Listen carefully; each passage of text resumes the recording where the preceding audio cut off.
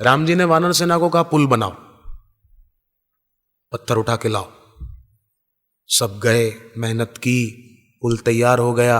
जामवंत जी ने राम जी को आकर कहा प्रभु आपके आदेश अनुसार पुल तैयार है, आप चल के जरा निरीक्षण कर लो, पर थोड़ा संकड़ा बना है, वानर सेना बहुत है, पार होने में समय बहुत लगेगा। राम जी ने कहा उसकी तुम चिंता मत करो, पहले मैं देख लूं एक बार। राम जी आए, पुल पर खड़े रहे, चारों तरफ नजर डाली, जितने भी जलचर जीव थे वो सब पानी की ऊपरी सतह पर आ गए। राम जी ने कहा जामवंत तुम कहते थे ना पुल संकड़ा है, अब ये चारों तरफ पुल ही पुल है, जिसको जहां से जाना है जाओ, इधर से जाना है, इधर से, इधर से, इधर से। जामवंत ने कहा कि ये तो जलचर जीव हैं, हम इनके ऊपर पैर रखें और फिर ये बीच में डुबकी मार ले तो। राम जी ने कहा नहीं, ये ऐसे बेवफा नहीं है कि बीच रास्ते में धोखा दे दे, ये ऐसे गद्दार नहीं है, इसका ठेका तो कलयुग के इंसानों ने लिया है, गद्दारी करने का ठेका उन्होंने लिया है। हनुमान जी ने सीता जी को कहा कि मां तुमको जो राक्षसियां तंग करती थी ना, मैं उन सबको फेंक दूं, समुद्र में डुबा दूं, एक एक को, सबको लाइन से खड़ा करके एक थप्पड़ मारूं, सब नदी समुद्र में। मां ने कहा नहीं, खबरदार ऐसा नहीं करना, मैं तुमको एक कहानी सुनाती हूं हनुमान, सुनो। सीता जी ने हनुमान जी को एक कहानी सुनाई, वो आप सुनिए।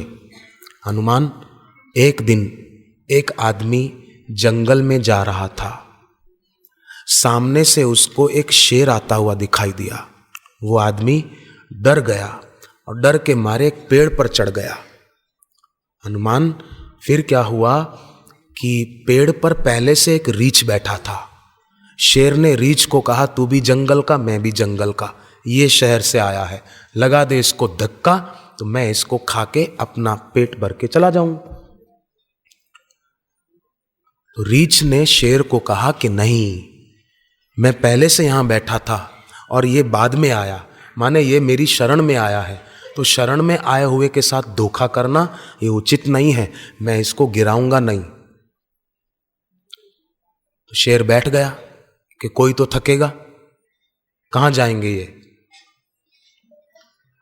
रीछ ने कहा उस आदमी को कि देख मैं भी थका हुआ हूं, तू भी थका हुआ है, झोंका आएगा तो तू गिर जाएगा नीचे और वो तुझे मार के खा जाएगा, एक काम कर तू सो जा, मैं चौकी करता हूं, जाग कर, तुझे गिरने नहीं दूंगा,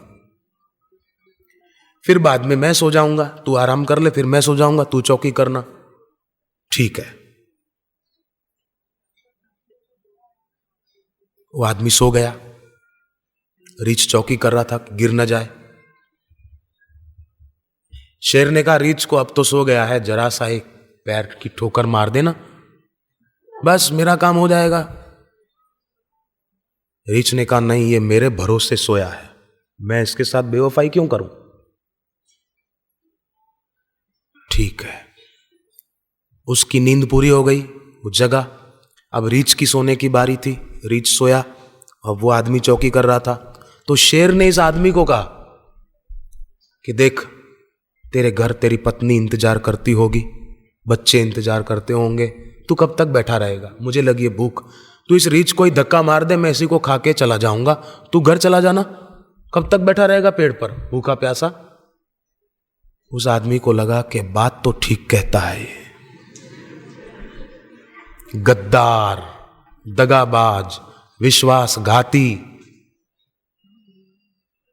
उसने धीरे से उस रीछ को धक्का मार दिया, पर रीछ सावधान था, उसने पेड़ की डाल पकड़ ली, गुलाट खा के फिर ऊपर चढ़ गया। शेर ने कहा देखा ये धोखेबाज आदमी, बेवफा इंसान, गद्दार, इसको मार दे धक्का अभी भी, मैं इसको खा के चला जाऊं। तब रीछ कहता है, सीता जी कहती है हनुमान जी को, रीछ कहता है शेर को कि भले इसने मेरे साथ धोखा किया पर मैं अपना धर्म नहीं छोड़ूंगा, मैं इसके साथ धोखा नहीं करूंगा।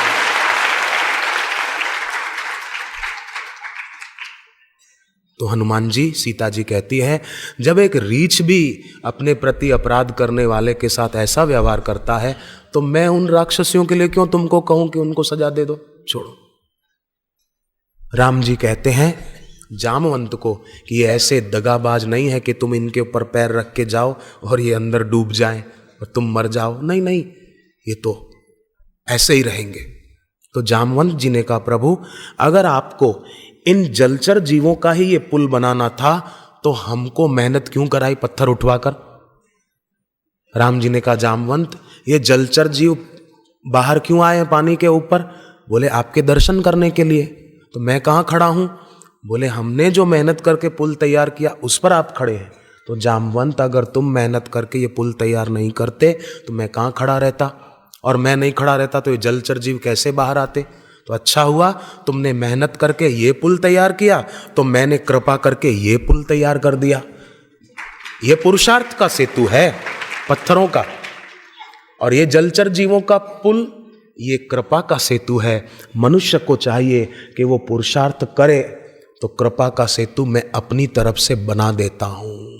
तो हम पुरुषार्थ कर दे, विद्यार्थी पढ़ाई के लिए पुरुषार्थ करे, जो अपना व्यापार धंधा करते हैं वो उसके लिए पुरुषार्थ करे। कृपा का सेतु भगवान कहते हैं मेरी तरफ से बन ही जाता है, डरो नहीं, उदास ना हो जाओ, जीवन केवल विवेकानुसार हो। और अपने मित्र आप बने, रक्षक भी मित्र भी।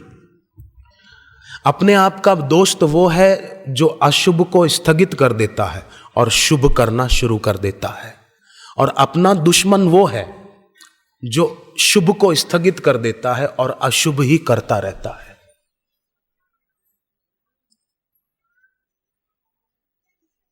वो अपना दुश्मन है। बाहर से लगेगा बड़ा चालाक है, एक आदमी चलते चलते रास्ते में कुछ ठोकर लगी तो गिर गया, थोड़ी देर के लिए मानो उसको मूर्छा आ गई, बेहोशी। तो लोगों की भीड़ जमा हो गई, अरे क्या हुआ क्या हुआ, अरे भाई साहब को क्या हुआ। किसी ने कहा कि लगता है हिस्टीरिया की बीमारी है, एक जूता लाके सूंघा। किसी ने कहा नहीं नहीं ऐसा लगता तो नहीं है, थोड़ी सिर में चोट लगी है, मालिश कर दो जरा, कोई तेल लाके घी लाके। कोई कहता है कि अरे हॉस्पिटल ले चलो, पास में ही है। एक बहन बोली कि अरे छोड़ो बेचारा भूखा लगता है, भूख के कारण चक्कर आ गए इसलिए गिरा है, इसको दूध में जलेबी डाल कर दो।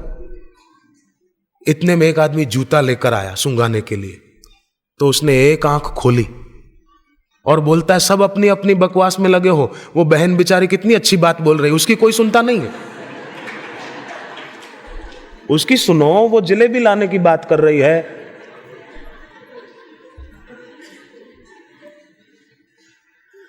कैसे चालाक हो गए लोग।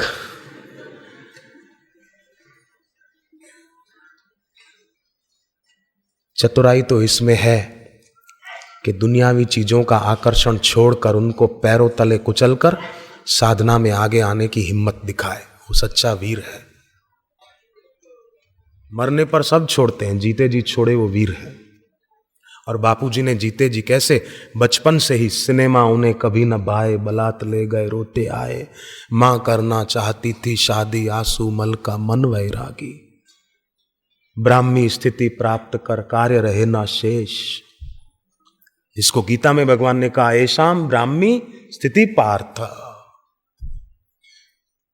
नैनम प्राप्य विमुह्यति, फिर वो व्यक्ति मोहित नहीं होता।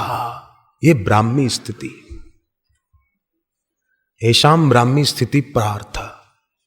तो हम भी वो स्थिति प्राप्त करें, उसी के लिए पूज्य बापूजी अपने सानिध्य में ऐसा अवसर देते हैं, ध्यान योग साधना शिविर का। उसमें केवल ये चिंता लेकर ना बैठे मेरे घर पे ये हो जाए, उसके लिए वरदाता है बाद में फेरे फिरना, प्रार्थना करना फेरे फिर के। उदयपुर में मैंने कल परसों बात बताई थी शायद, उदयपुर में एक सज्जन ने मुझे बताया, कमला शंकर उनका नाम, उनकी दोनों आंखों की रोशनी चली गई थी। डॉक्टरों को दिखाया, कुछ हुआ नहीं, तो घर वालों ने सोचा किसी ने कुछ कर दिया है, चलो किसी तांत्रिक के पास। उसने कहा नहीं, मुझे आश्रम ले चलो। ले गए आश्रम, उदयपुर मुझे अपना आश्रम है, वहां भी अच्छा आश्रम है और बड़ा आश्रम है बहुत। आश्रम गए किसी की मदद से, दिखता तो था नहीं उनको, उसका हाथ पकड़ के बड़दादा के फेरे फिरे, फिर शांत बैठ गए कि मेरी आंखें ठीक होगी तो मैं 108 फेरे आके फिरूंगा, दोबारा 108 पाठ करूंगा श्री आशा रामायण के, 108 दिए जलाऊंगा इधर, ऐसी कुछ मनोती मानी।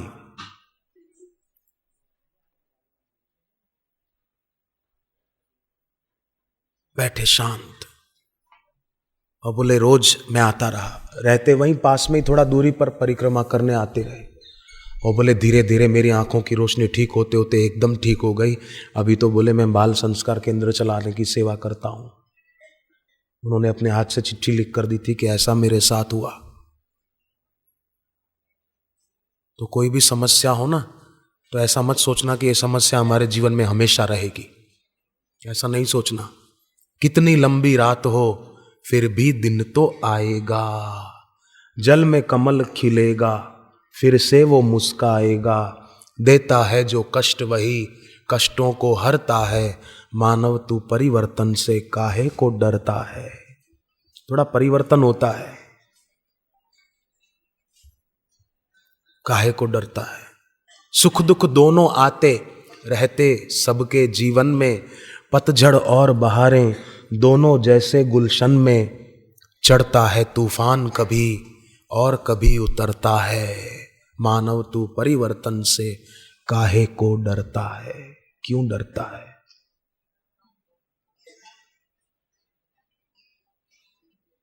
छोटे बच्चे डरते हैं, कई बच्चे ऐसे होते हैं बड़े निडर होते हैं, भले उम्र में छोटे हों पर निर्भयता गजब की होती है।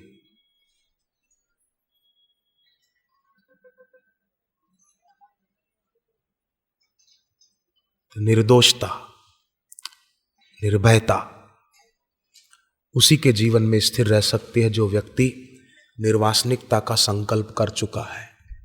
और संकल्प कैसा फलता है? दोपहर की संध्या में आपको एक कनाडा के कलाकार की बात बताई थी। उसने कहा प्रिंस द्वीप में मेरे को गाड़ना मर जाऊं तो मरा 2000 मील दूर टेक्सास में। फिर कैसे उसका ताबूत, डेड बॉडी कैसे वहां पहुंची? संकल्प उसका वो फलीभूत हुआ तो साधकों का शुभ संकल्प क्यों नहीं फलेगा?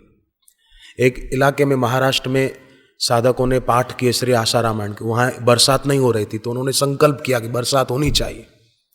108 पाठ पूरे किए और बरसात खूब हुई। राजपुरा अमजेरा मध्य प्रदेश में है। वहां जब किसी सीजन में बरसात नहीं होती ना, बरसात की ऋतु में, तो वो लोग फिर पाठ करते हैं, कीर्तन करते हैं, बरसात हो जाती है अच्छी। और कहीं बरसात खूब ज्यादा हो रही हो ना, अतिवृष्टि हो रही हो, परेशान हो रहे हो बाढ़ के पानी से, बरसात से, तो यज्ञ की राख, यज्ञ करते हैं ना हवन कुंड में, यज्ञ की राख गायत्री मंत्र बोलते हुए वो पानी में डालते जाएं, 108 बार डाल दे। शांति शांति शांति हो सकती है अतिवृष्टि जहां हो रही हो। यज्ञ की राख, उससे पानी में आहुति डालें गायत्री मंत्र बोलकर, संभव है। पर एक बहन ने तो कमाल कर दिया। दरभंगा बिहार में है, दरभंगा नाम सुना है? बिहार में। वहां एक दिन सत्संग भी हुआ गुरुदेव का, मैं भी गया था। वो क्या हुआ कि वहां एक महिला ने बताया कि जब वहां बाढ़ की स्थिति हो गई थी पिछले साल, पानी पानी हो गया था, घरों में पानी आ रहा था, तो बहन ने कहा कि मेरे घर पर जो बापूजी की तस्वीर थी बड़ी, वहां तक पानी आ गया और ऊंचा उठने लगा। गुरुदेव के जो चरण थे तस्वीर में, वहां तक पानी आया, बढ़ रहा था। तो मैंने बापू को प्रार्थना की कि बापू अब तो हद हो गई, अब तो आप कृपा करो। इस बागमती नदी है वहां पर, बागमती, बापू जैसे साबरमती का पानी आपके चरण छूकर फिर घट गया था, उसके बाद बढ़ा नहीं आज तक। यमुना का पानी कृष्ण जी के चरण छूकर उतर गया था, अब बागमती के पानी ने आपके चरण छू लिए, अब इसको कहो कि अब तो उतर जा, तो सचमुच बोले उसके बाद उतरना शुरू हो गया, फिर बड़ा नहीं।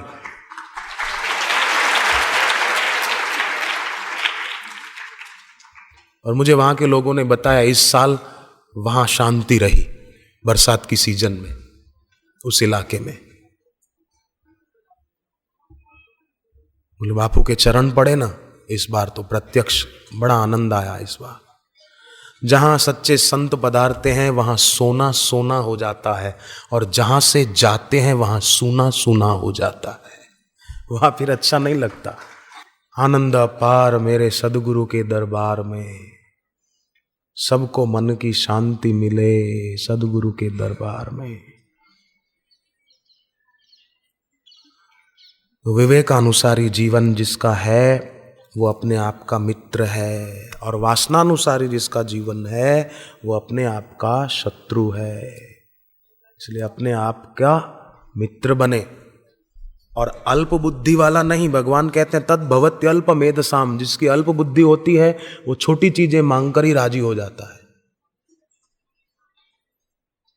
परंतु तेषाम सतत युक्तानाम भजताम प्रीतिपूर्वकम, सतत प्रीतिपूर्वक भजन करता हुआ साधक ऊंचा उठता है, वो साधना में आगे बढ़ने में चतुर हो जाता है, गर्व का खंडन करने में बुद्धिमान समझदार हो जाता है, क्षर से अक्षर की यात्रा करने में बुद्धिमान हो जाता है, सफल हो जाता है वो साधक।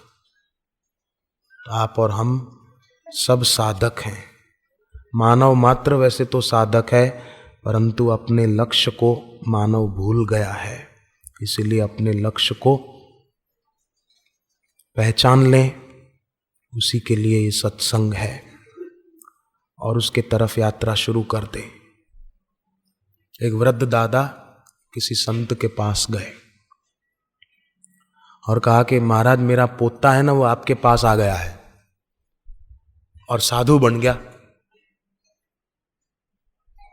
भगत बन गया, तो आप उसको समझाते नहीं? इस उम्र में वो ये बन गया। आप उसको कहो कि अभी समय नहीं आया, जवानी है, शादी वादी करो, घर संभालो। उसको कहो आप भेजो हमारे जवान पोते को, अभी उसका समय नहीं आया। तो संत बहुत हंसे, ठहाका मार के हंसे, बोले इसका समय नहीं आया ना अभी? बोले नहीं आया। तो आपका तो समय आ गया है, आप रह जाओ। इसका नहीं आया, आप कह रहे हो इसका समय नहीं, अभी जवान है, शादी करे। आप तो बूढ़े हो गए, अब आप तो रहो। मुंह उतर गया, जवाब न दे पाए। तो कई घरों में ऐसे होता है, जवान बेटे बेटियां अगर भक्ति करें ना, शिविर में आए या समर्पित होने की बात सोचे, तो उनको बूढ़े बोलते अभी समय नहीं आया है, अभी नहीं जाना, अभी तो गए थे पिछली शिविर में जन्माष्टमी पर, अभी फिर जाना है। तो जिस बार यहां आने से आपको कोई रोके ना, उस बार तो आप जरूर आना। कोई रोके ना तो मत रुकना, जैसे तैसे करके भी आ जाना। एक बहन ने मुझे कहा कि मैं यहाँ आई हूँ बहाना बनाकर कि मुझे अमुक जगह अमुक कोर्स के लिए जाना है, नहीं तो मुझे छुट्टी नहीं दे रहे थे, तो मुझे झूठ बोलने का पाप तो नहीं लगेगा? मैंने कहा नहीं, तुझे बहुत पुण्य लगेगा,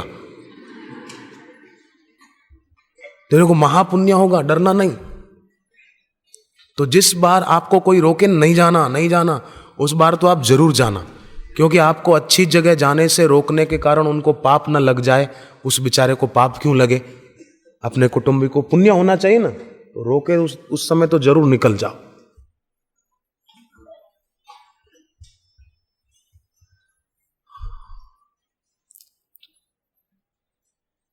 उनको भी प्रेरणा दे, उनके लिए शुभ संकल्प करें, रोकने वाले के लिए, कि उनको भी सत्प्रेरणा मिले और वो भी भक्ति के रास्ते चले।